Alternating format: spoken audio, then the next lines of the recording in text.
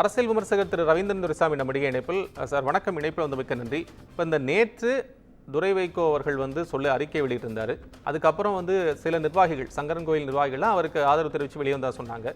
இன்னைக்கு மறுபடியும் அந்த முடிவை வாபஸ், இது ஒரு டிராமா அப்படின்னு ஒரு தரப்பு சொல்லப்படுது. அப்படிதான் பார்க்கணுமா இதை, இல்லை இது வந்து அக்செப்டபிள் நினைச்சுக்கிறீங்களா? இந்த டிராமாவோ உண்மையோ, இந்த சம்பவத்துக்கு பிறகு முழுக்க முழுக்க மதிமுக தன் எதிர்காலத்தை துரை வைகோ நம்பிதான் இருக்குங்கிறது எஸ்டாப்ளிஷ் ஆகுது. இதுதாங்க உண்மை. வைகோ மகன் அந்த கட்சிக்கு வந்து தெளிவா தன்னோட கான்ட்ரிபியூஷனை கொடுத்திருக்காரு. மக்கள் அங்கீகாரத்தை திருச்சியில பெற்றிருக்கிறாரு. ஸோ அக்செப்டன்ஸை பெற்றுட்டாரு. அந்த வகையில அவர் தலைமையில தான் இந்த கட்சியை கட்டி காப்பாற்ற முடியும், வெற்றி பாதையில் கொண்டு செல்ல முடியும், இன்டாக்டா கொண்டு போக முடியும். அதில் இருக்கவர்கள் சட்டமன்ற உறுப்பினர்கள், உள்ளாட்சி பிரதிநிதிகள் என்று வெற்றிகளை பெற முடியும் என்பது மாடர்ன் பொலிட்டிக்ஸ்ல தெளிவாக தெரிந்த உண்மை. அந்த இது இங்க எஸ்டாப்ளிஷ் பண்ணப்பட்டிருக்குது, அது நிறுவப்பட்டிருக்கிறது. இதுதான் உண்மை. இதை நான் நேற்றைய தினமே சொன்னேன். துரை வைகோ ராஜினாமாவை வாபஸ் பண்ண வேண்டும். இதுதான் தொண்டர்களின் விருப்பம், அந்த கட்சிக்கு வாக்களித்த வாக்காளர்களின் விருப்பம், ஏன் திமுக கூட்டணியினர் விருப்பம் என்பதை கூட நான் சொன்னேன். அந்த வகையில் அந்த கட்சி காப்பாற்றப்பட்டிருக்கிறது. துரை வைகோ தான் அந்த கட்சியை ஒன்றிணைந்து இன்டாக்டா ஒற்றை தலைமையாட்டு எதிர்காலத்தில் காப்பாற்ற முடியும். அந்த வகையில துரை வைகோவின் தலைமை வந்து இங்கு உறுதி செய்யப்பட்டிருக்கிறது. வைகோ நல்ல முடிவு எடுத்திருக்கிறார் என்று நான் கருதுகிறேன்.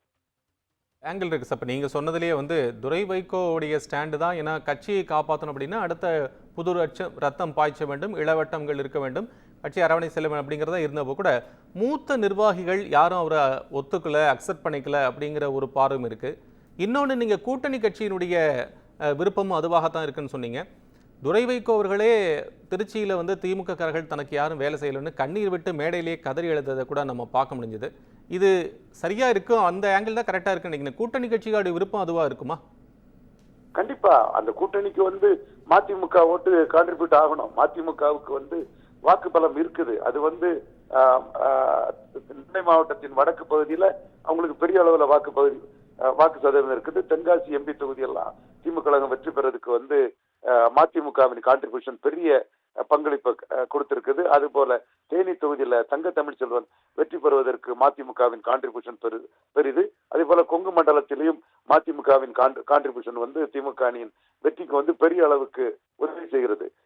எனவே இந்த மதிமுக இன்டாக்டா இருந்து தங்களுடைய 26 வெற்றிக்கு கான்ட்ரிபியூட் பண்ணணும் என்றுதான் ப்ரூடண்டான பொலிட்டிஷியனான மு.க. ஸ்டாலின் விரும்புவாரு.